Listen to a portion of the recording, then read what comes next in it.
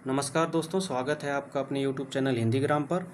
आज की वीडियो में हम देखेंगे हिंदी साहित्य के इतिहास लेखन की परंपरा को, कि हिंदी साहित्य में इतिहास लेखन की परंपरा की शुरुआत हमें कहाँ से दिखाई देती है, किस आलोचक, किस लेखक द्वारा, और शुक्ल जी तक आते आते इस परंपरा का रूप स्वरूप कैसे बदलता है। शुक्ल जी के बाद के इतिहास ग्रंथों को तो मैंने इसमें शामिल नहीं किया है, क्योंकि ये वीडियो फिर काफ़ी लंबी हो जाती। और गारसाद तासी से लेकर के शुक्ल जी तक मैंने जो मुख्य मुख्य इतिहास ग्रंथ हैं और इतिहास लेखक हैं, जिनका विवरण खुद जो है शुक्ल जी ने अपनी पुस्तक में भी दिया है, उनके बारे में हम इस वीडियो में देखने वाले हैं। अगर आप चैनल पर नए हैं तो चैनल को सब्सक्राइब करना, वीडियो को लाइक करना मत भूलिएगा। ऐसी ही वीडियोस मैं आगे भी डालता रहूँगा। अभी तो मैं एक प्रीवियस ईयर क्वेश्चन सीरीज़ पर काम कर रहा हूँ, जिस पे मैंने लगभग 400 क्वेश्चन अपने चैनल पर अपलोड कर दिए हैं। आप उसको जा कर के हिंदी टीजीटी पीजीटी की प्लेलिस्ट से देख सकते हैं। और हिंदी साहित्य का इतिहास अब धीरे धीरे मैं इस पर अपलोड करूँगा। ये उस सीरीज की पहली वीडियो है। इस पर आप लोगों का रिस्पांस आगे की वीडियोस की दिशा और दशा तय करेगा। हिंदी साहित्य के इतिहास लेखन में पहले प्रयास के रूप में जो है हमें गारसाद तासी दिखाई देते हैं। गारसाद तासी जो कि एक फ्रेंच विद्वान हैं और ये उर्दू के जानकार थे, उर्दू के प्रोफेसर थे। तो इन्होंने जो है एक ग्रंथ लिखा जिसका नाम है इस्तवार दला लितरेत्युर एंदुई हिंदुस्तानी। इसमें एंदुई का मतलब हिंदी से है, हिंदुस्तानी का मतलब जो है उर्दू से है। ठीक है, तो हिंदी और उर्दू के लेखकों को शामिल करके इन्होंने एक पुस्तक बनाई, इस्तवार दलाल लितरेत्युर एंदुई हिंदुस्तानी। और ये पुस्तक जो है सबसे पहले हिंदी साहित्य के इतिहास, चूँकि इसमें हिंदी के कुछ कवि हैं और अधिकतर जो है उर्दू के हैं, तो हिंदी साहित्य इतिहास के लेखन में सबसे पहला स्टेप मानी जाती है पुस्तक। और इसका प्रकाशन जो है शुरुआत में 2 भागों में हुआ था, 2 पार्ट में ये आई थी। 1839 1839 ईस्वी में और 1847 ईस्वी में इसका दूसरा पार्ट ये प्रकाशित हुई थी।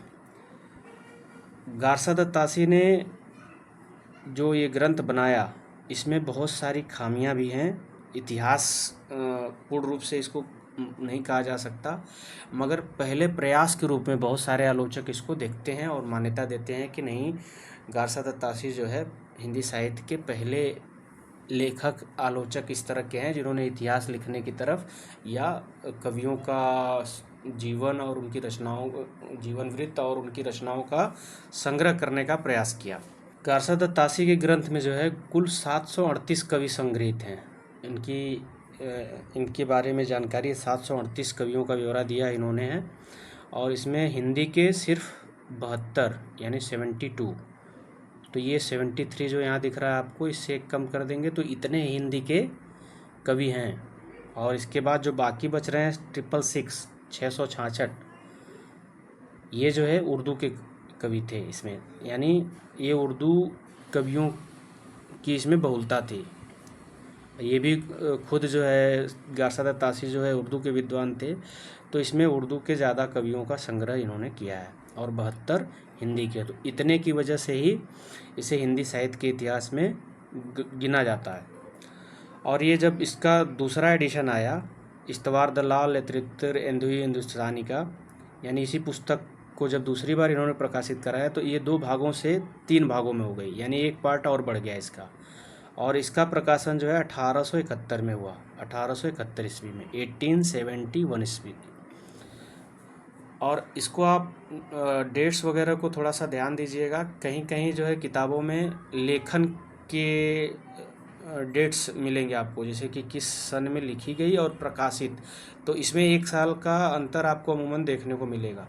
मैं आगे बताऊंगा, देखिएगा। शिव सिंह सरोज के मामले में ऐसा है, पहला एडिशन कहीं कहीं किताब इसके तीसरे संस्करण की डेट मिलती है हमें किताबों में। और पहले हम गारसाद तासी का देख लेते हैं। गारसाद तासी के ग्रंथ में इन्होंने अपनी पुस्तक में हिंदी और उर्दू के कवियों का विवरण अंग्रेजी वर्ण क्रमानुसार दिया। यानी अल्फ़ाबेटिकल ऑर्डर में ए बी सी से जिसका नाम जैसे होता है वर्ण क्रम के अनुसार से जिस तरह से हमारा शब्दकोश चलता है वैसे इन्होंने अंग्रेजी वर्णमाला के क्रम में हिंदी और उर्दू के कवियों को का विवरण दिया, उनके नाम के आधार पर क्रम से। कौन आगे हुआ, कौन पीछे पैदा हुआ, कौन पीछे लेखन किया, इससे मतलब नहीं है, इन्होंने अल्फ़ाबेटिक ऑर्डर में उनको लगा दिया। डॉक्टर लक्ष्मी सागर वार्ष्णेय, इन्होंने जो है गारसादत्त तासी के इतिहास ग्रंथ का हिंदी अनुवाद हिंदुई साहित्य का इतिहास के नाम से 1953 में कराया। कभी कभी आपको कहीं कहीं ये डेट 1952 मिलेगी, तो वो लेखन की डेट होगी कि ये लिखा गया 1952 में। प्रकाशन की तिथि 1953 ईस्वी ही है, इसको आप ध्यान रखिएगा। 1953 ईस्वी में प्रकाशित कराया। और इसका एक छोटा सा सैंपल आपको मैं इस वीडियो के एंड में दूंगा भी। मैंने इसका स्क्रीनशॉट लेकर के लगा रखा है इस बुक के कुछ हिस्से, तो इसको आप एंड में देख पाएंगे। 1953 ईस्वी में जो है ये अनुवादित की गई। गारसादत्त तासी ने चूँकि फ्रेंच में लिखी थी, तो इसका हिंदी अनुवाद जो है डॉक्टर लक्ष्मी सागर वार्ष्णेय जी ने किया और इसको जो है प्रकाशित कराया 1953 ईस्वी में हिंदुई साहित्य का इतिहास के नाम से। और हिंदी साहित्य का हिंदी में लिखा गया प्रथम इतिहास ग्रंथ भाषा काव्य संग्रह है, जो 1873 में प्रकाशित है। इसका वैसे इतना नाम नहीं है, मगर महेश दत्त शुक्ल जी द्वारा लिखा गया ये भाषा काव्य संग्रह सही मामले में जो है हिंदी साहित्य का प्रथम इतिहास ग्रंथ है, जो हिंदी में लिखा गया है। इसके बीच में एक आध ग्रंथ और मिलेंगे आपको उर्दू वगैरह में लिखे हुए, उनको मैंने शामिल नहीं किया है, बस इसको नाम के लिए कि कहीं आपको भ्रम की स्थिति ना हो, क्योंकि बहुत सारे लोग शिव सिंह सरोज को पहला मान लेते हैं, मगर उससे पहले जो है 1878 में प्रथम संस्करण आता है शिव सिंह सरोज का, और ये 1873-74 के आसपास लिख करके तैयार था शिव सिंह सरोज, मगर ये प्रकाशित हुआ पहला संस्करण इसका 1878 में। दूसरा जो है तीसरा संस्करण इसका 1883 में आया है। तो इस तरह से उससे पहले जो है हमें इसके लगभग देखें तो 5 साल पहले ही हमें भाषा काव्य संग्रह देखने को मिलता है। और हिंदी साहित्य का हिंदी में लिखा गया जो है दूसरा सबसे महत्वपूर्ण इतिहास ग्रंथ शिव सिंह सरोज, शिव सिंह सेंगर द्वारा लिखा गया है। इसका भी नमूना आपको इस वीडियो की एंड में मिलेगा। लास्ट 1-2 स्लाइड मैंने इसके लिए ही रखी है, जिसमें आपको इसके कुछ सैंपल देखने को मिलेंगे कि ये इतिहास ग्रंथ वास्तव में किस तरह से लिखे गए हैं। तो इसकी डेट याद रखेंगे, 1878 में प्रथम संस्करण, 1883 में इसका तृतीय संस्करण आया था शिव सिंह सरोज का। शिव सिंह सरोज में कुल जो है 839 भाषा कवियों का जीवन चरित्र तथा उनकी कविताओं के नमूने दिए गए हैं।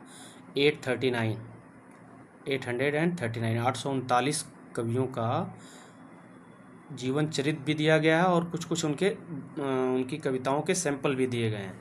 और ये लास्ट वाले जो कवि हैं 839वें शिव सिंह सरोज में, उनका भी स्क्रीनशॉट मैंने पीछे लगा रखा है इस वीडियो की एंड स्लाइड में, तो आप उसको देख पाएंगे कि कहीं कहीं ये संख्या आपको 838 देखने को मिलेगी, मगर वास्तव में जो है ये 839 है। और कहीं कहीं शिव सिंह सरोज में 1003 कवियों का विवरण होने की बात है, तो वो जो है शॉर्ट विवरण जो दिया है इन्होंने, उसके बारे में कहा जाता है कि इसमें 1003 कवियों का कविवृत्त संग्रह है। तो ये आंकड़ा भी ठीक है, मगर जो सैंपल के साथ जो है जीवन चरित्र है वो 839 कवियों का है। ठीक है, चलिए। और इसके बाद जो है अगला प्रयास हमें देखने को मिलता है जॉर्ज ग्रियर्सन द्वारा, यानी शिव सिंह सरोज के बाद अगला प्रयास जो है सर जॉर्ज ग्रियर्सन करते हैं, the modern vernacular literature of Hindustan. ये इनके ग्रंथ का नाम है, जो इतिहास ग्रंथ है, और इसे भी बहुत ज़्यादा क्रेडिट दिया जाता है हिंदी साहित्य के इतिहास लेखन में। बहुत महत्वपूर्ण ग्रंथ है ये। और इसका जो प्रकाशन हुआ है ये एशियाटिक सोसाइटी ऑफ बंगाल जो है फोर्ट विलियम कॉलेज की ही एक विंग है, जो प्राचीन अध्ययन, प्राचीन सांस्कृतिक और ऐतिहासिक अध्ययन का कार्य करती है। तो इसकी एक मैगज़ीन निकलती है एशियाटिक सोसाइटी ऑफ बंगाल की, उसी के विशेषांक के रूप में ये प्रकाशित हुआ शुरुआत में, the modern vernacular literature of Hindustan.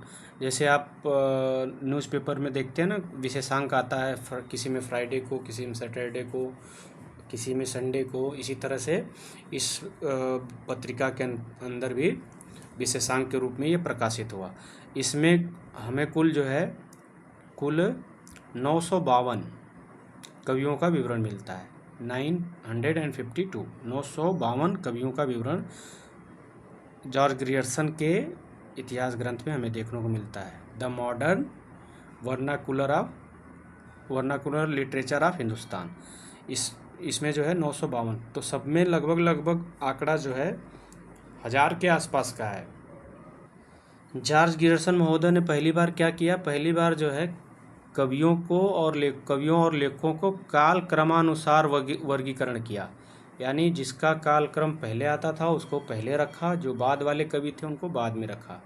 यानी पीढ़ी अनुसार हम कह सकते हैं कि जो आगे था उसको आगे किया, पीछे वाले को पीछे किया, और उनकी प्रवृत्तियों को स्पष्ट किया गया। और इसके लिए सच्चे अर्थों में हिंदी साहित्य का पहला इतिहास ग्रंथ इसे ही माना जाता है। इसीलिए जो है सच्चे अर्थों में कालक्रमानुसार वर्गीकरण और उनकी प्रवृत्तियों के स्पष्टीकरण की वजह से इस ग्रंथ का महत्व बढ़ जाता है।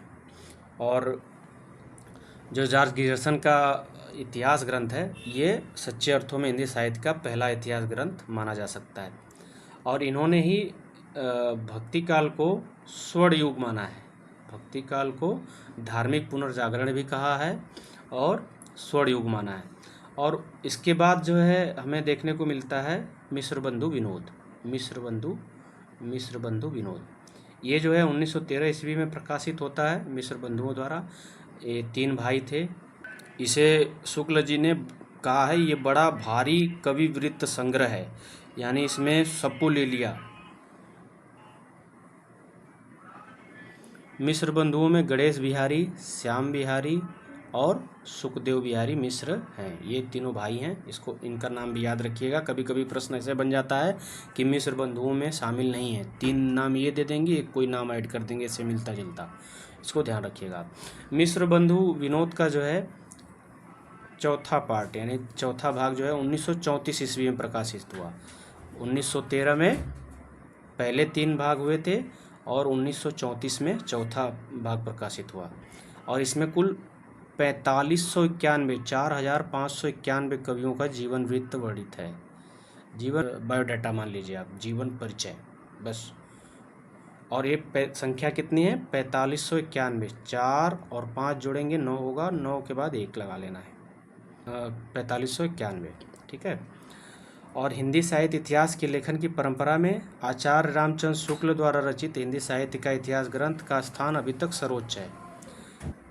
जब से शुक्ल जी का इतिहास लिखा गया है और अब तक उसके बीच में बहुत सारे इतिहास ग्रंथ लिखे गए, मगर इसकी रिलेवेंस, शुक्ल जी के इतिहास की रिलेवेंस ना कम हुई है ना कम होने के चांसेस हैं। हालांकि बहुत सारे विद्वान हैं, जैसे आप डॉक्टर बच्चन सिंह को ही ले लीजिए, बहुत जगह पे मतभेद रखते हैं शुक्ल जी से। मगर शुक्ल जी के बारे में बड़ी इंटरेस्टिंग बात ये कहते हैं कि शुक्ल जी को छोड़ करके भी हम इतिहास का लेखन नहीं कर सकते, और शुक्ल जी को पूरा ले करके भी नए इतिहास का लेखन नहीं कर सकते। तो एक तरह से शुक्ल जी ने हिंदी साहित्य के इतिहास की LIC करा रखी है, ज़िंदगी के साथ भी, ज़िंदगी के बाद भी। जब तक शुक्ल जी रहे, जब तक उन्होंने लेखन किया, ये हमेशा के लिए सदाबहार है। ये अब देखते हैं शुक्ल जी का इतिहास ग्रंथ कैसे तैयार हुआ। ये जो है शुक्ल जी का इतिहास ग्रंथ जो है नागरी प्रचारी सभा द्वारा, ये बनारस की संस्था है नागरी प्रचारी, ये हिंदी के प्रचार प्रसार के लिए काम करती है, प्रकाशित हिंदी शब्द सागर, ये शब्दकोश तैयार हो रहा था, हिंदी शब्द सागर।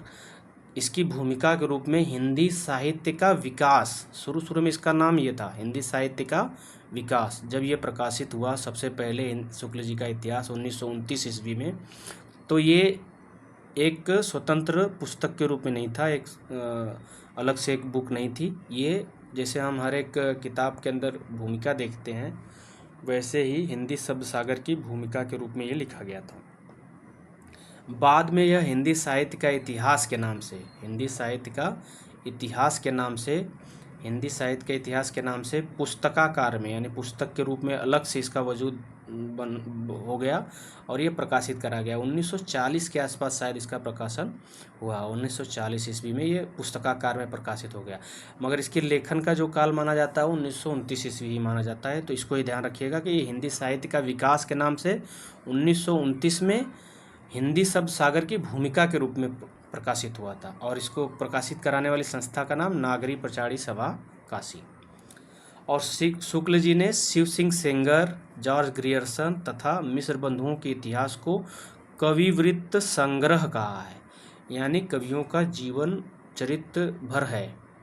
जो बाकी इनके पीछे के इतिहासकार हैं, आलोचक हैं, जो भी हैं, इनके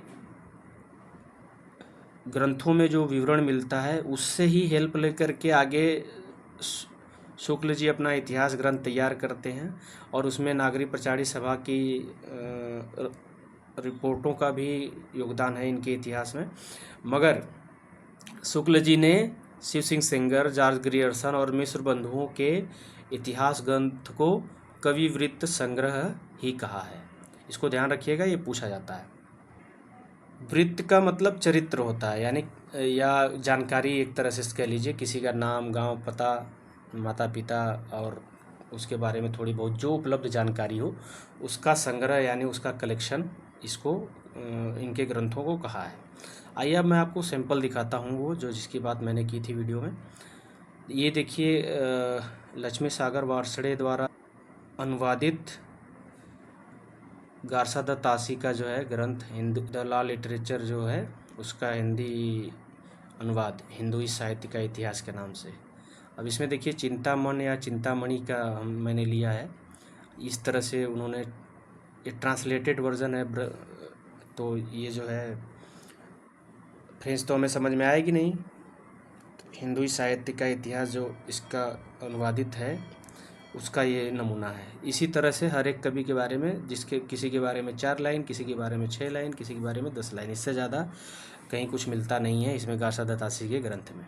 और इसमें हिंदी के जो है 72 कवि हैं और उर्दू के 666 हैं, कुल मिला जुला करके तरह से 738 कवियों का नाम चलता है इनके। अब शिव सिंह सरोज का देखिए, शिव सिंह सरोज में इस तरह से उन्होंने शिव सिंह सरोज में परिचय दिया है। अब्दुल रहमान का है ये, और इसमें ये पूरी की पूरी किताब दोहे छंद में बनाई है इन्होंने, दोहे में लिखा हुआ है सब कुछ, पूरा परिचय ही दोहे में दे दिया है शिव सिंह ने, शिव सिंह सेंगर। अच्छा हुआ शुक्ल जी ने हम लोगों के लिए आसान कर दिया ये काम।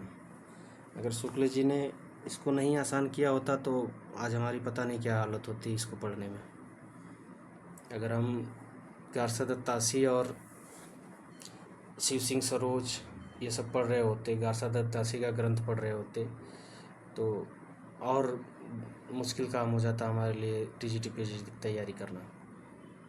ये भी शिव सिंह सरोज का ही नमूना है। इसमें देखिए ग्रंथों के बारे में, केशव के रसिक प्रिया, रामचंद्रिका, सब दोहे में बना रखा है,